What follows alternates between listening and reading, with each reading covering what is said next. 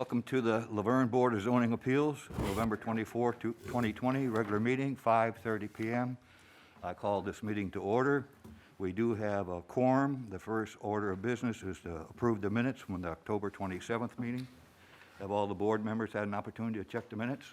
Mr. Chairman, I'll make a motion to accept as submitted. You'll have a second? Second. Been moved and second to approve the minutes as presented.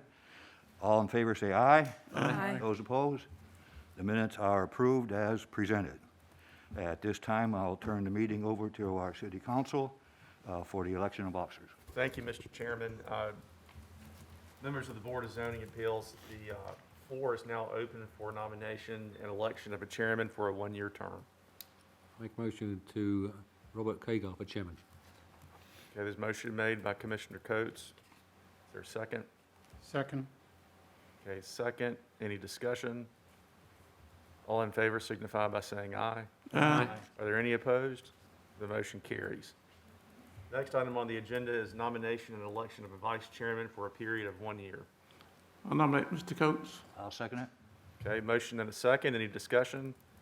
Hearing none, all in favor signify by saying aye. Aye. Are there any opposed? Motion carries. Congratulations, Mr. Chairman Thank you. Thank you. and Mr. Vice Chairman. Congratulations. Moving on to new business. We have a request for sign variance, property located at 113, 121, 131 Charter Place. Highway Service Commercial Zoning District, property owned by Robert T. and Mary H. Stroop.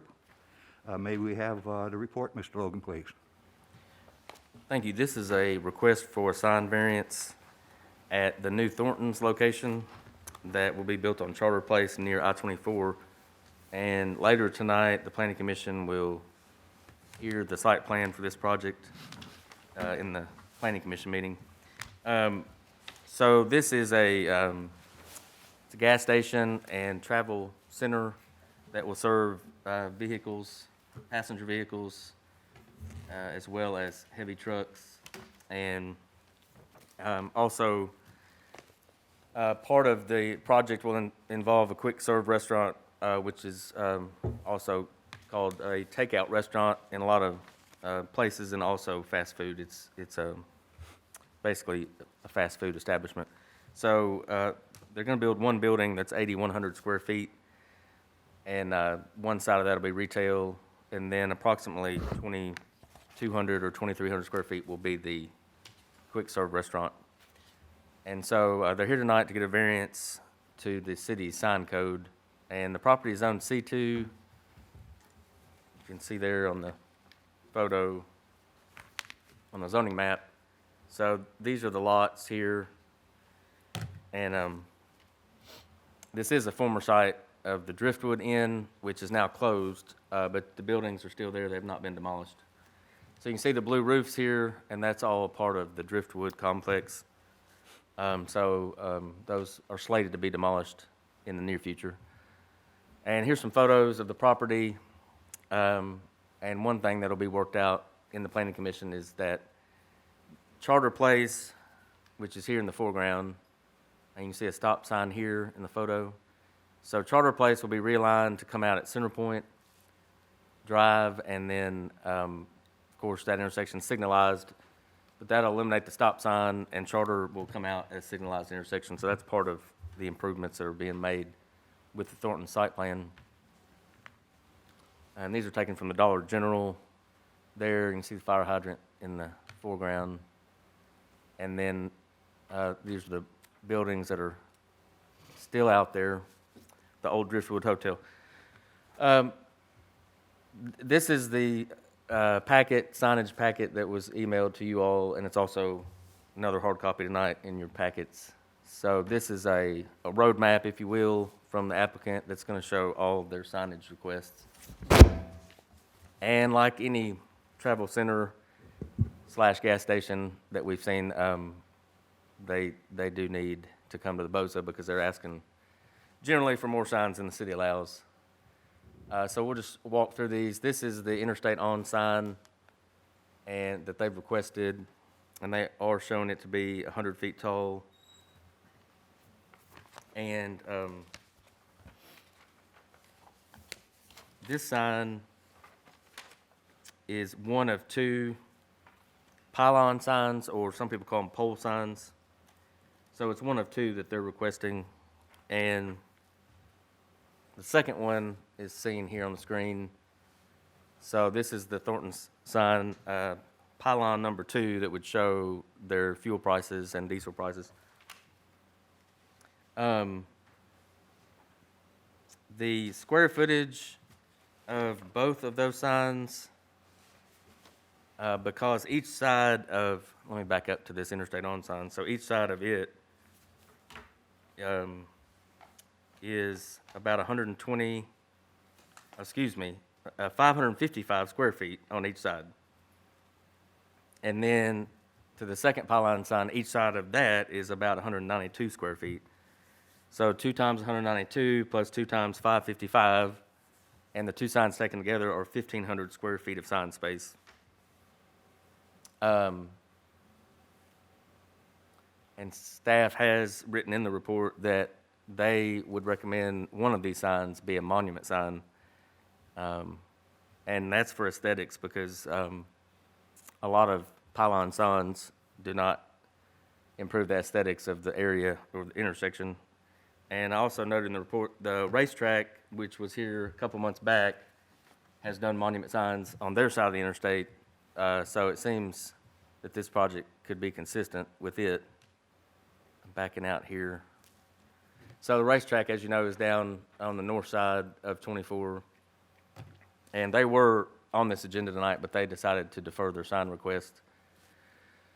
Their second sign request. They've already been approved for signs, but they wanted to add some directional signage for the diesel. So they've deferred tonight. But back to this project, monument signs are always a good thing and always go a long way toward improving the aesthetics of any town. So that's their two asks for the pole signs. And then now we're to the actual building itself. So this would be the front of the building, and here's the sign that they've asked for. And you can see they've included some silhouettes of, I guess you'd say, average height people there to show you the storefront. So this sign's about 15 feet, 2 inches long, and is about 3 feet tall. I know they've got 2 feet, 7 inches by the T. So that'd be the front signage for the storefront. The rear elevation is now what's shown on the screen. So they're asking for a Thornton sign on the rear of the building as part of their package. And then the gas canopy signage. So I noticed when I was going through this, when they initially submitted, I think they should have printed a 3 here for quantity, because I see 3. There's 1, there's 2, there's 3. E1, E2, E3. So I think that should have been 3, and it's probably just a typo on their part. So you can see the canopy signs are all 16 feet long. And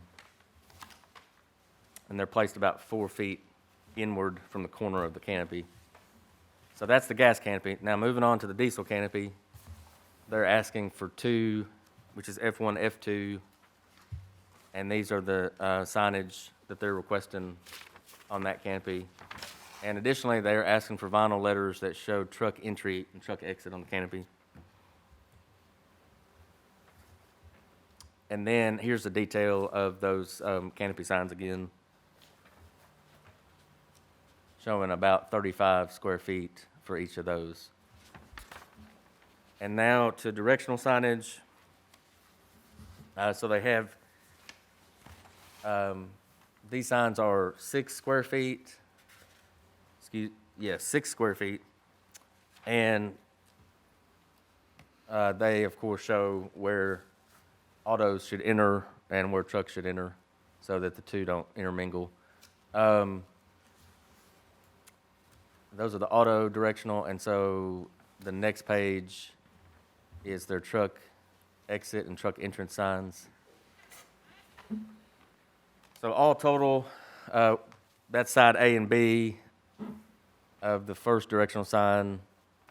So then A and B of the second, third, fourth, fifth, and sixth. So 6 directional signs to go along with the other request. And then the last sign will be the certified scale sign. which is typical for this type of establishment. They're showing that sign to be about 22 and change tall, 22 feet and change tall, and then they are asking, I think it's about 120 square feet for this sign, and to put that in perspective, the racetrack scale sign is 107, so there's not a huge amount of difference in the size of the certified scale sign if you look at racetrack versus the other side of the interstate, which is this Thornton's. And I believe that's the last sign of these. So there has been a sign posted for several weeks now, and staff has not received a phone call on this item. And that completes the report. Thanks. Thank you. Is there a representative here tonight representing Thornton's? Yes, sir. Would you step forward, please? Would you raise your right hand, please? Certainly. You swear to tell the truth, the whole truth, and nothing but the truth, so help you God? I so swear. Would you state your name and your address, please, for record? My name's Todd Smoots. I'm officed out of 2600 James Thornton Way in Louisville, Kentucky. Okay. You heard the report. You have any questions or? No, sir. I wanted to point some attention to a couple changes that we elected to do. I was looking at the directional signage of the driveways, and it's shown double on each side of the driveway. So I elected to just flip them perpendicular to the street and eliminate one of each of those sets there. Okay, let me interrupt just a moment here. When the other companies came before us, I always tell them that we address all the situations on the merits of that particular case and not compare one with another company. But here we have several service stations, gas stations coming before us relatively at the same time. And we want to be fair with them. And Mr. Coates works on both the Planning Commission and this board here. So I've asked him to lead the discussion on this for the sake of fairness. Okay. So he will take the lead on this. So my first question is, the document that we're looking at is dated 9/28/20. Is that the correct one that you're referring to as far as your directional shines? No, sir. There's a newer version of this that was submitted this week. We had a late addition with a new quick service food restaurant tenant, Popeyes.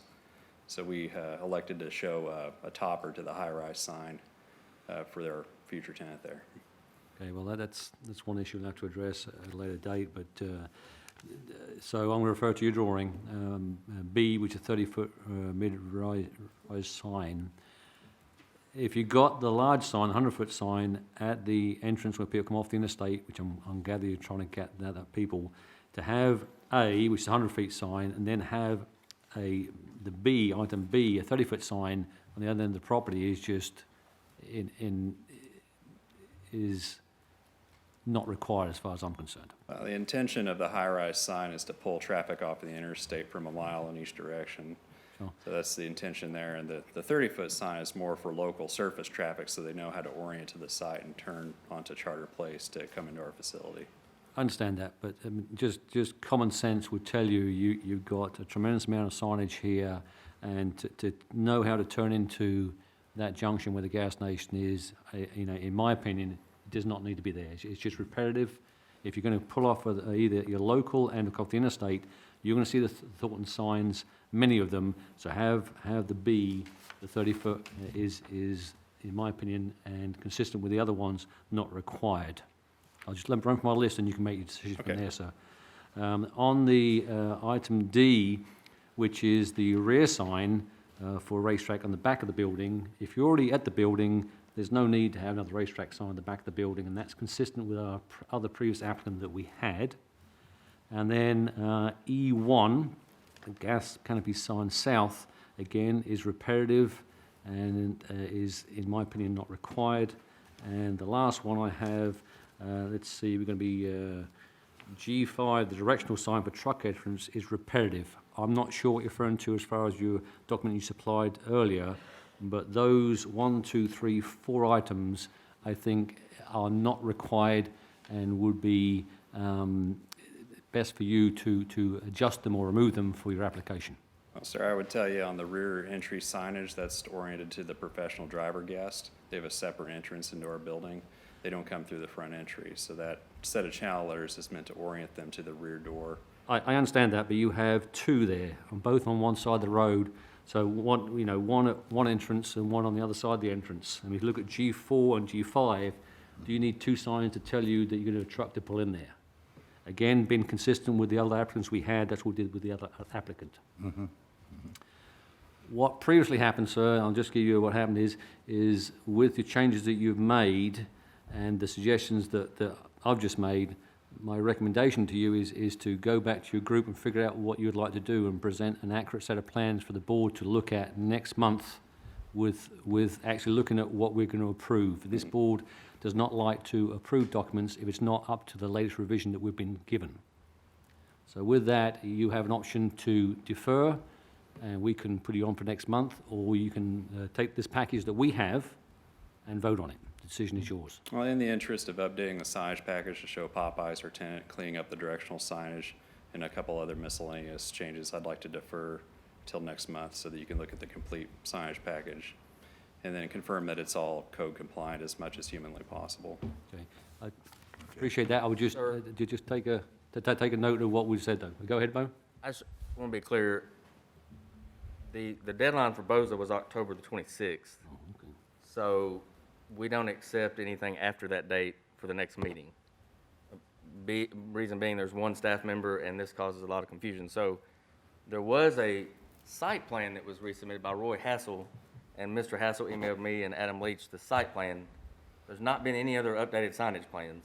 Mr. Hassel did mention in the site plan of a Popeyes chicken, but this was in an email and there were no signage plans submitted. Again, the deadline's in there, so what they were given in their packets is what was submitted by October 26th. That's understandable. Okay, I just want to make understand, sure that everybody here understands that, because it sounds like you submitted another package in the last week and somehow we missed it. And Well, that's a further reason Okay. for us to defer to next month so that you have the complete package. Okay. Yeah. So you're requesting a deference to the next meeting? Yes, sir. Thank you. You're welcome.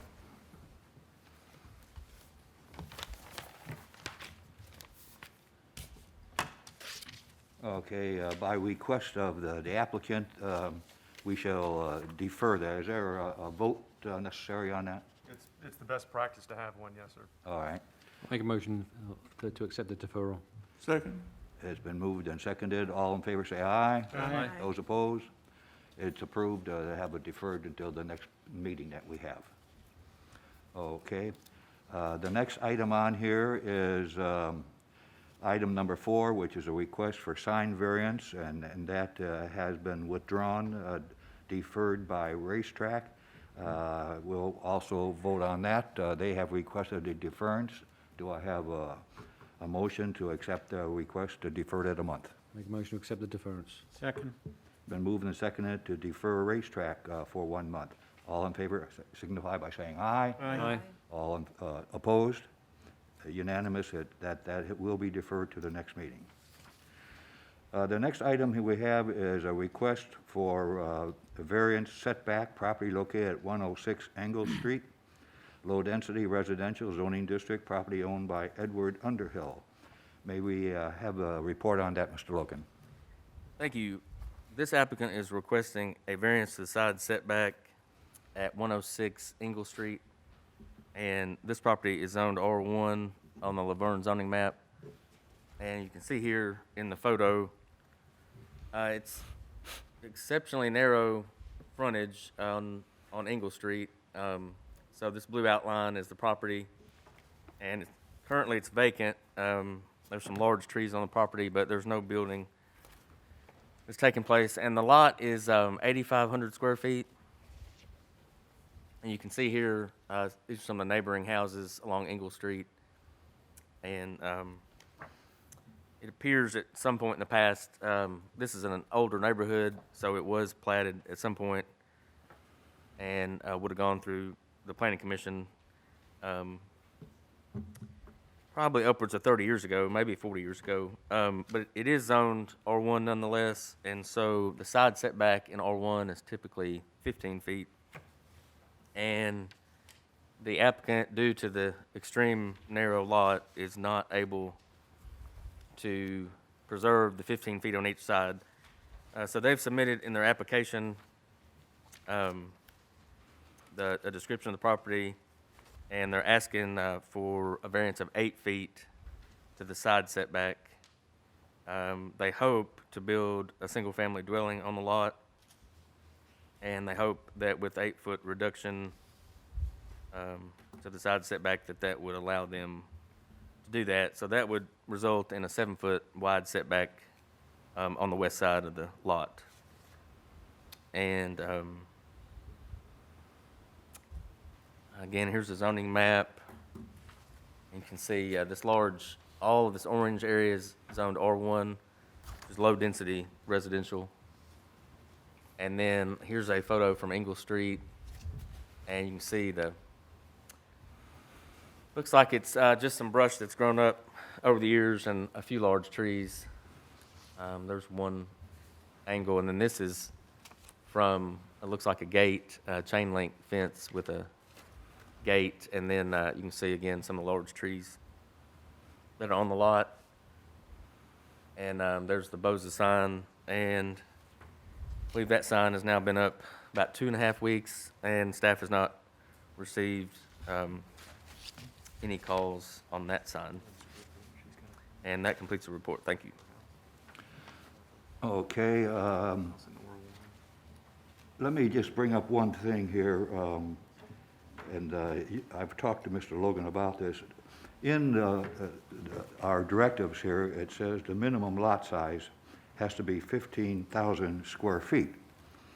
And on Article 6, it says, in no case shall the codes enforcer or the Board of Zoning Appeals permit any lot in a residential district to be used as a building site which is less than the required minimum lot size for that residential district.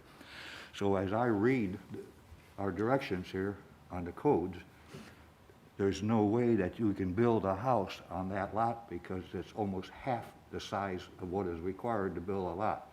I would like to have a legal opinion on it, sir. Well, it's certainly, I mean, the only thing you have before you tonight is the request for the variance. I think it's an excellent point, and I'm not aware of any application or variance, and it may be more of a Bo question that would allow you to reduce that. I would need to think through whether or not he could come back and request a variance from the minimum lot size requirement, but that's not what's before the board tonight. Whatever you decide with respect to this specific request, he would still have to meet every other condition. So even if the Board of Zoning Appeals were to give him an 8-foot variance, if he can't meet the minimum qualifications of what's required to build on a lot, then he still can't build on the lot.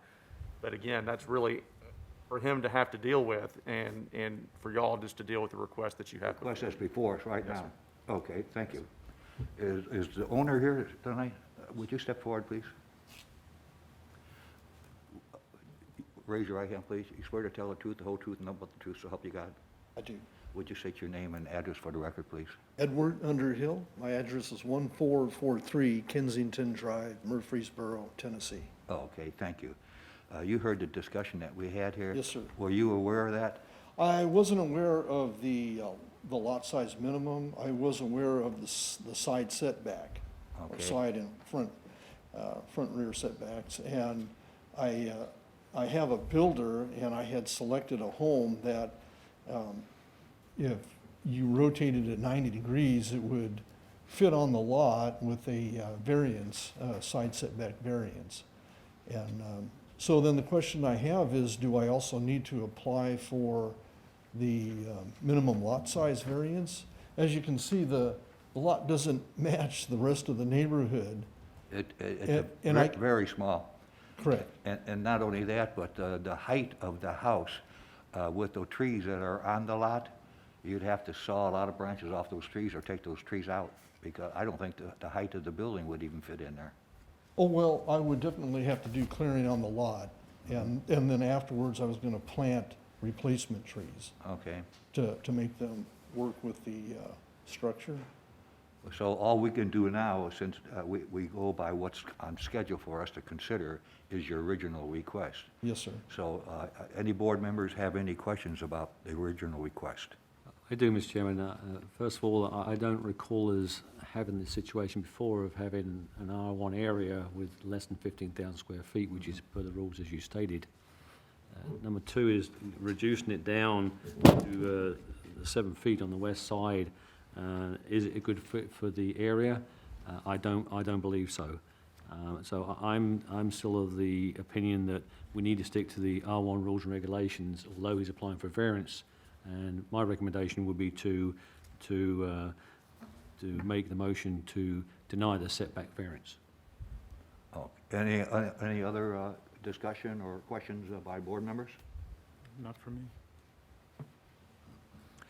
Would you care to make a motion?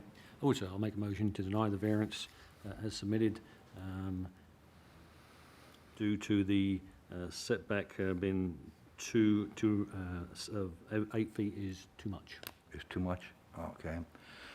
Do I have a second? Second. It's been moved and seconded that it's felt that the property has too much of a change to the setback to allow the house to be built there. We will take a vote on it. Okay. Mr. Goodwin, Aye. you vote for the motion? Yeah. Mr. Pollack? For the motion. Ms. Standler? Nay.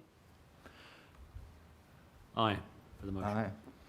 And I agree, aye. So I'm sorry that it has been denied. Your request has been denied. Okay. Thank you.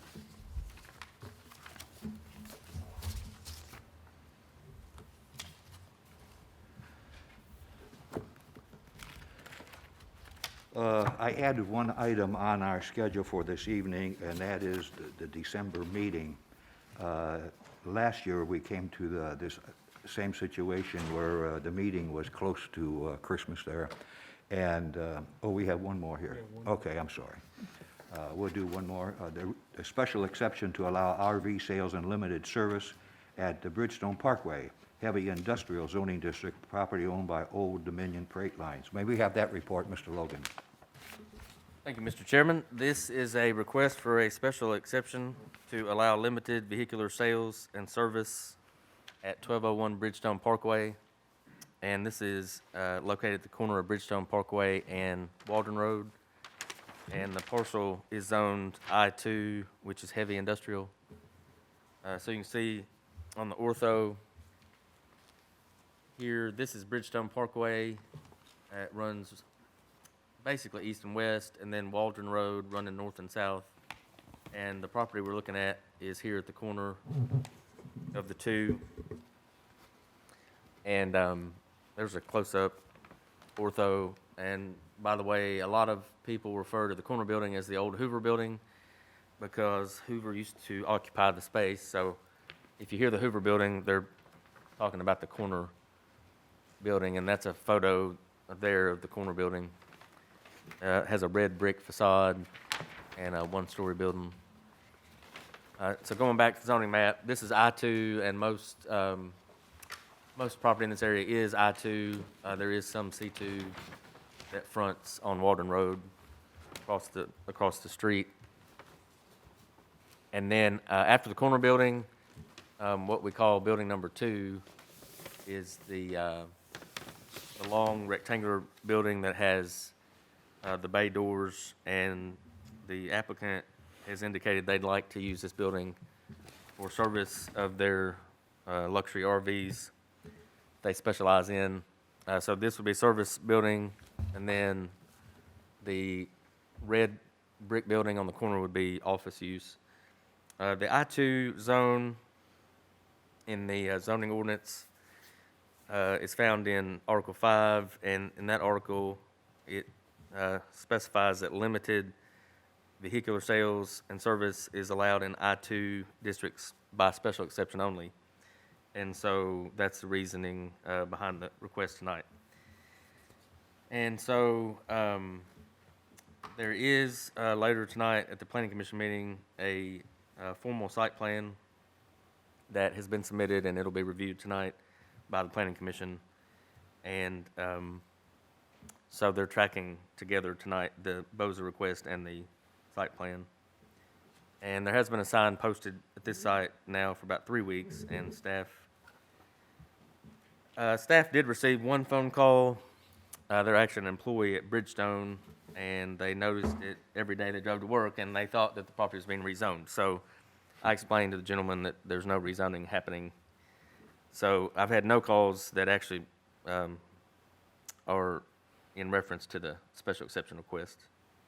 And believe that completes the report. Thank you. Thank you. Is there a representative here? Raise your right hand. You swear to tell the truth, the whole truth, nothing but the truth, so help you God? I do. Thank you. Would you state your name and address for the record, please? Yes, Jay Fulmer, 2002 Richard Jones Road, Nashville, Tennessee. Okay. You have anything you want to add to the report that Mr. No. Logan just gave? NIR VC has multiple locations across the nation, and so this will be, David's here from NIR VC also, but I think, what, your fifth location? They're a top-notch RV dealer. It's a use that doesn't really fit well in any category. It's not really a, when you think about limited vehicular sales and service, you think more cars, trying to prohibit used car sales. The service isn't really typical either. So that's why we feel that it fit well within the special exception. This is intended to be a temporary home for them while they're searching for a more permanent solution. And so, by that, I mean, it'll be for a couple years, rather than much longer. So hopefully we can find them a long-term solution in this town. But in the meantime, I think that'd be a great asset and great addition. And so the use is before you tonight, and we'll be talking to the Planning Commission about all the overlay guidelines and restrictions and what improvements we have to make to the buildings and sidewalks and things of that nature. Okay, for the benefit of the board here, could you just kind of give a little overview of how you see the use of the property? Are you going to have RVs sitting out there on display or?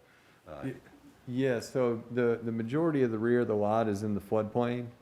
And so they intend, you can see how there's some labeled RV display Yes. right in front of the service center. Most of the vehicles will pull in and out of that service building from the backside.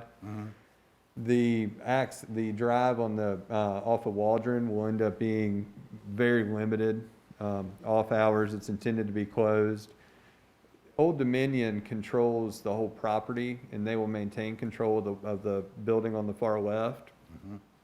The 1201 building, which is the Hoover building, will be their office. They intend to renovate the inside of it just to make it suitable to function as an office. It's been abandoned for some time, so it needs some paint and some touch-up. And then they're also intending to remove sort of a breezeway structure between that service building and the office building. Yes. In order to get the vehicles to the rear, since Old Dominion is gonna control the left building, and they're trying to isolate that access for Old Dominion. But it's an odd case because Old Dominion's responsible for several of these improvements. However, and they're gonna be building them and managing those, but, we're kind of at their whim on timing. They're the landlord. Right. Yes. So typically the tenant would do that, but it's not how the deal's structured. Can you talk a little bit about the limited service? How limited? I'll let David talk more on limited.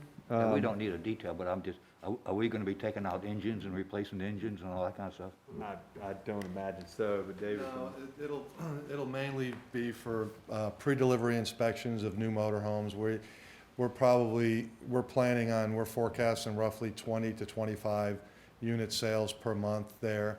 And it would basically just be warranty work of the units that we're selling for sales, and then also limited manufacturer warranty work on the other coaches for the manufacturer lines that we carry as well.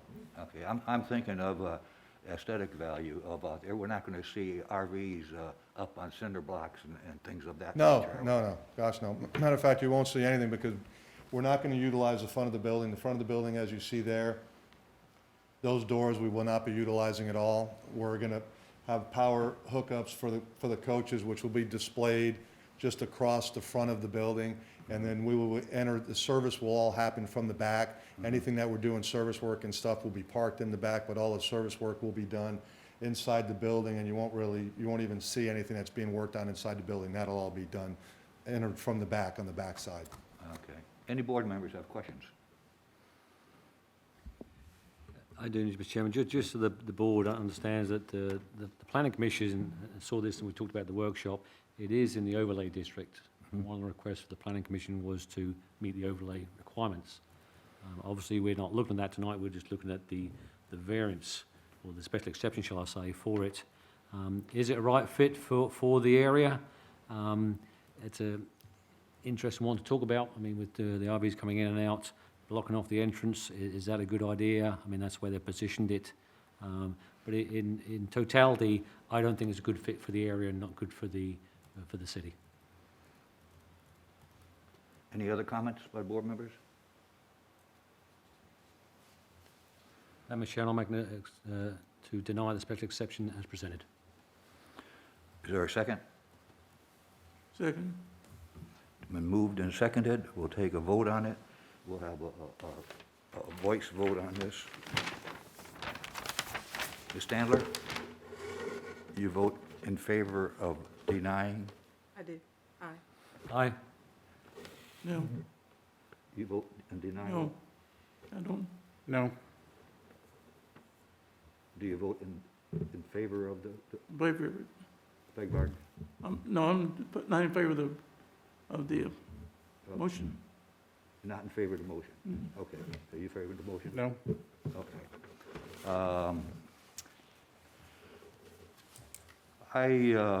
I believe I'll be in favor of you. So it's 3-2 that the motion passes. That the motion does not pass, I'm sorry. The motion does not pass.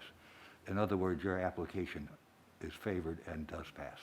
Mr. Chairman, there's, Still not right? right, correct. So the motion was to deny that motion. If I understand your vote, and you'll need to correct it for the record, but if I understand your vote was no. So now the floor is open for another motion. The application's not been approved. It would need to be a positive motion. A motion to approve would have to be passed. The only thing that happened there is that the motion to deny failed. I see, okay. Okay, I'm open to a motion to favor the request of the applicant. Is there such a motion? I'll make a motion to accept it. Is there a second? One thing I would like to explain, just to put it in perspective, it's not a high-volume dealership. We deal strictly in high luxury end motorhomes. And, you know, for the community, as far as from a sales tax revenue generating situation for the community, which is to your advantage, we're planning on averaging 20 to 25 coaches per month with an average sale price of about $250,000 to $300,000 per unit, which is going to generate a tremendous amount of sales tax revenue for the city of Laverne. And I think it's a good addition to the community. We're a very high-level customer service satisfaction company, and I think it's would be very much in your best interest to approve the motion. Thank you. We have a motion on the floor right now to approve the petition. Restate the motion. Pardon? Restate the motion. The statement is to approve the petition before us. Okay, yes. Approve it. You I second you second it? Okay. All those in favor? By one, you favor it, Mr. Goodwin? it. Yes. You favor it? Yes. Nay. Nay. Nay? Nay. I favor it. It still passes 3-2 in favor of approving it. All right, thank you.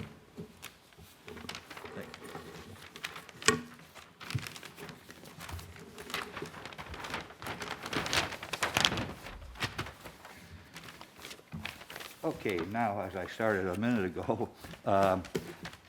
all the board members are going to be here for the December meeting. Anybody that's not going to be here for the December meeting? Do you I'll be here. be here? Be here? Confirm the date? Tuesday, 28th, is it? No, it can't be 28th, the 22nd, 29th. 3rd. Anybody got a calendar handy? I do, it's a Tuesday. It's Tuesday, yeah. It's on the 29th. 29th, okay. You gonna be here, Mr. Goodman? Yeah. You gonna be here? Yes. Okay, we will have a board meeting, so we, go ahead and schedule those deferments. There being no Thank further, you. there being no further business, we stand adjourned.